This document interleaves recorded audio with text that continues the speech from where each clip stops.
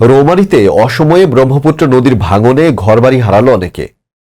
উন্নত প্রযুক্তি নির্ভর বিশ্বে মানুষ যখন চাঁদে বাড়ি করার স্বপ্ন দেখে, আলিশান বাড়ি গাড়ি করার কথা চিন্তা করে, ঠিক তখনই কুড়িগ্রামের রৌমারী উপজেলার চর শৈলমারী ইউনিয়নের কিছু গ্রামের জনগণ দুমুঠো খাওয়া এবং একটুকু বাসস্থানের জন্য দিনরাত চিন্তা করে। সুখের বাতে ঘুঘুমারী নদী ভাঙনের বিস্তারিত দেখুন মেহেদী হাসানের তথ্যচিত্রে। অসময়ের নদী ভাঙনে এই শীতকালে খোলা আকাশের নিচে মানবেতর জীবনযাপন করলেও পাশে দাঁড়ায়নি কেউ। ব্রহ্মপুত্র নদীর তীর ঘেঁষা সুখের বাতি ঘুঘুমারী এলাকা জুড়ে শোকের ছায়া পড়লেও দেখার যেন কেউ নেই। আমার বাড়ি ছিল, বাড়িটা ভাঙে কি অবস্থা হইলো, আমাকে কি দুর্ভিক্ষ কেরা দেখে, কেউ দেখে না।